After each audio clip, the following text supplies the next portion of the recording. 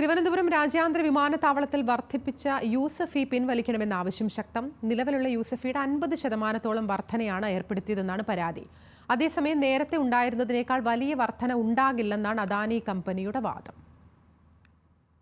കഴിഞ്ഞ ദിവസമാണ് തിരുവനന്തപുരം രാജ്യാന്തര വിമാനത്താവളത്തിലെ യൂസർ ഡെവലപ്മെന്റ് ഫീ വർദ്ധിപ്പിക്കാൻ തീരുമാനമായത്.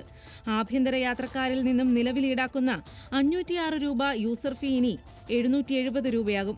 2025 മാർച്ച് 31 വരെയാണ് വർധനവ്. അതുകഴിഞ്ഞാൽ 840 രൂപയും തുടർന്നുള്ള സാമ്പത്തിക വർഷം 910 രൂപയായും വർദ്ധിക്കും. തിരുവനന്തപുരം വിമാനത്താവളത്തിലേക്കുള്ള യാത്രക്കാരിൽ നിന്നും 330 രൂപയാണ് നിലവിൽ യൂസർ ഫീയായി ഈടാക്കുന്നത്.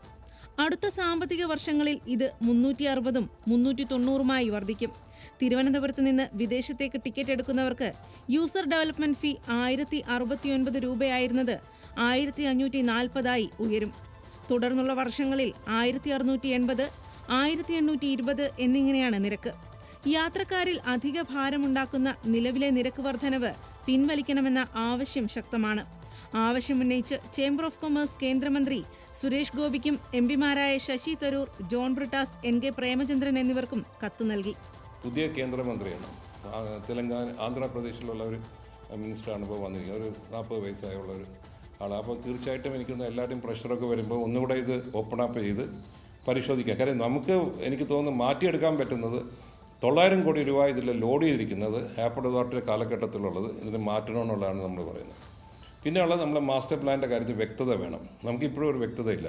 എന്താ വരാൻ പോകുന്നത്, ഡൊമസ്റ്റിക്കിൽ എന്ത് വരുന്നു, ഇപ്പുറത്ത് എന്ത് വരാൻ പോകുന്നു എന്നുള്ള ഡൊമസ്റ്റിക് ഇൻ്റർനാഷണൽ വരുന്ന ഒരു വ്യക്തത വന്നാൽ നമുക്ക് ആൾക്കാർക്ക് ഇത് കൊടുക്കാൻ ബുദ്ധിമുട്ടൊന്നുമില്ല.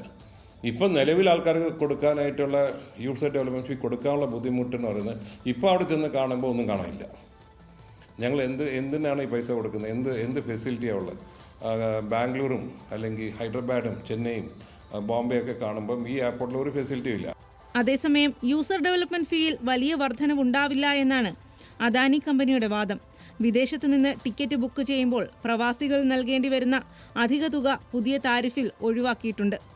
നേരത്തെ 2200 രൂപ യൂസർ ഫീയായി നൽകണമായിരുന്നു. പുതിയ വർധനവിലൂടെ 902 കോടിയാണ് പ്രതീക്ഷിക്കുന്നത്. ന്യൂസ് മലയാളം, തിരുവനന്തപുരം.